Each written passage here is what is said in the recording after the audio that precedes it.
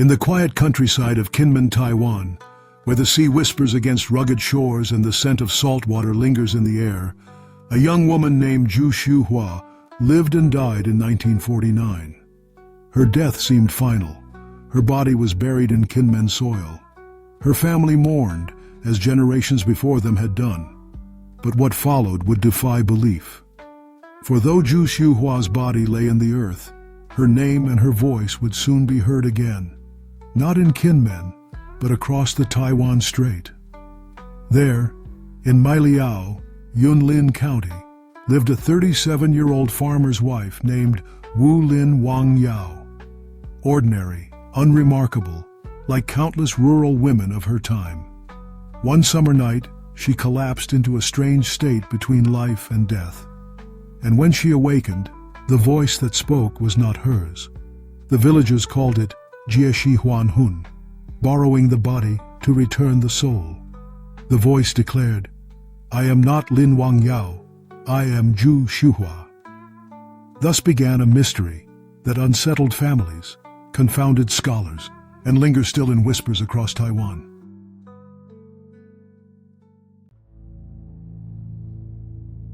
Zhu Xiuhua was born and raised in Kinmen, a windswept island just off the coast of Fujian, controlled by Taiwan. Her life was humble. She rose early to fetch water, tended to household chores, cared for her husband and family, and worked in the fields like countless other village women. But the late 1940s were years of hardship. Taiwan, still reeling from famine and the turmoil of civil war, had little medicine to spare. Doctors were rare, and for many families, impossible to afford. When illness came for Zhu Xiuhua, it crept slowly. Fatigue, weakness, a wasting away. Neighbors thought it exhaustion from farm work. But weeks passed, and her body grew frail. Her husband sought what help he could. Herbal remedies, whispered prayers. Nothing worked. By the summer of 1949, it was clear Zhu Xiuhua would not survive. On a hot, airless evening, surrounded by her family, she slipped into silence. Her chest rose one final time, then no more. The family wailed, women beat their chests, men bowed their heads. Villagers hurried to prepare the body as tradition demanded. She was laid on a mat, incense lit, paper offerings burned to guide her spirit. For Zhu Xiuhua, life had ended, or so they believed.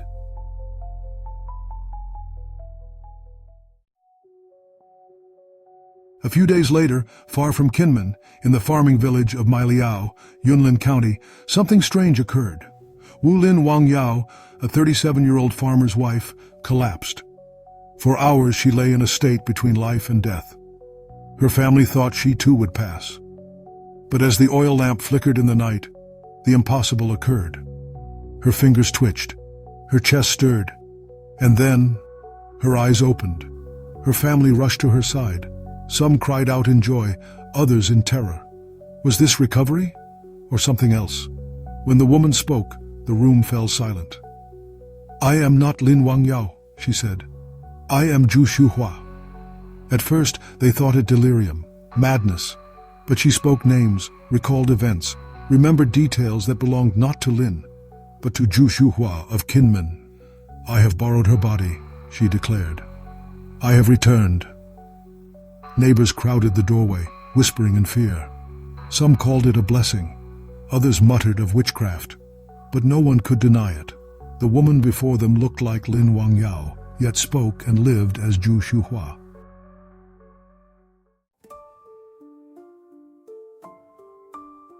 In the days that followed, the strangeness deepened. Neighbors visited, curious and wary. Each time they left shaken. The woman cooked as Zhu Xiuhua once did. She sang songs Zhu had sung. She recognized objects from Kinmen, recalled family secrets, even wrote in Zhu's handwriting. Her husband was torn. The woman was Lin in body, but Zhu in spirit. Elders whispered, was this reincarnation, or a restless spirit unwilling to move on? Children avoided her, frightened by her gaze. Farmers paused in their fields to speak of little else. The village divided. Some believed, others doubted. But all agreed, something extraordinary had taken place. And soon, the story spread beyond their village.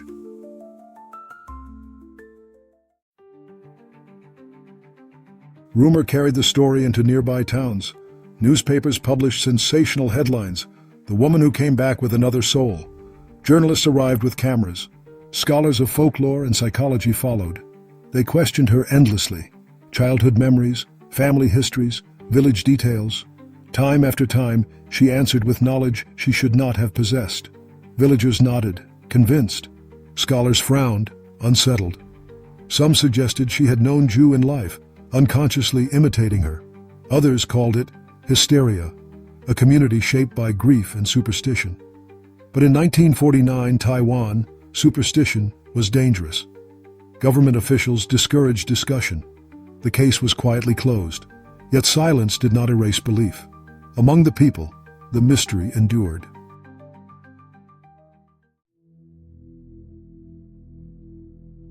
As months passed, the frenzy dimmed. The journalists left. The scholars moved on. Officials stopped asking questions. But in the lanes of Wangyao, memory lingered. Neighbors swore she walked like Zhu Xiuhua, that her scolding voice was Zhu's, that at the family shrine she prayed not as Lin Wangyao, but as the woman who had died in Kinmen. Some villagers avoided her. Others brought offerings, believing they honored Zhu's returned soul. For her family, grief and comfort mixed. They mourned Lin, yet lived with Zhu. Life continued, strange and uneasy, with the village caught between wonder and fear.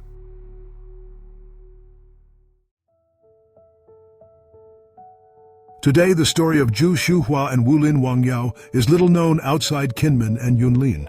It survives in scattered reports, fragments of folklore, and the memories of elders. For believers, it is proof that death is not the end, that souls can return through borrowed flesh. For skeptics, it is a caution, how grief and longing can bend memory, how communities can shape miracles out of sorrow. The truth lies between belief and doubt. Was it reincarnation, possession, a trick of the mind, or something stranger still?